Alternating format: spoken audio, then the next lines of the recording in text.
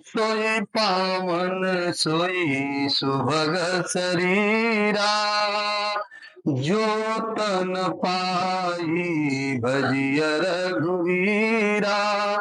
सोई पावन सोई सुभग शरीरा, जो तन पाई भजिय रघुवीरा। वही व्यक्ति पवित्र और सौभाग्यशाली है जो मनुष्य का शरीर पा करके श्री रघुनाथ जी का भजन करे। यही तन कर फल विषय न भाई, स्वर्ग स्वल्प अंत दुखदाई।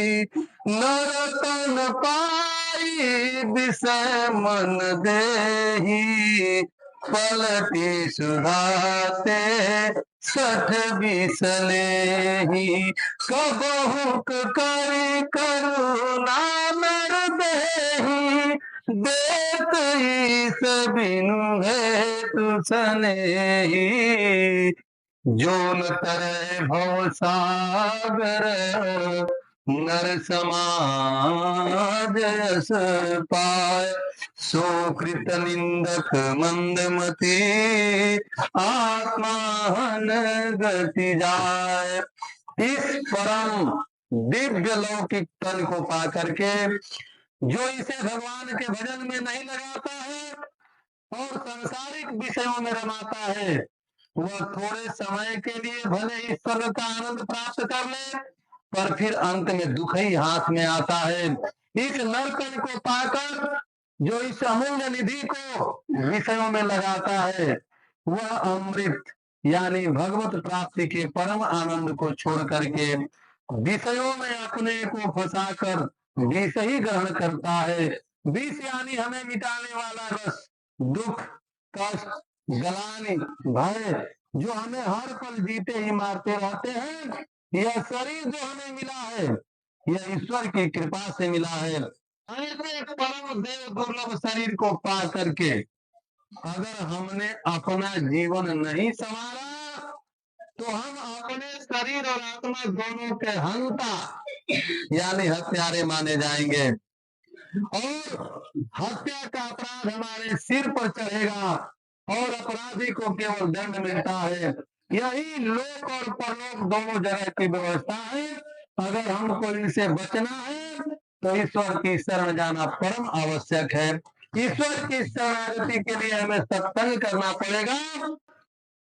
बिना सत्संग का भगवान से प्रीति नहीं हो सकती और बिना भगवान से प्रीति हुई भगवान का भजन नहीं हो सकता। जाने बिनु न होई परतीति, दिल परतीति न होई नहीं प्रीति। प्रीति बिना नहीं भक्ति दृढ़ाई, जिमि खगपति जल के चिकनाई। ईश्वर को जाने बिना हमारे अंदर उनके प्रति विश्वास नहीं आ सकता और बिना विश्वास के प्रेम प्रकट नहीं हो सकता।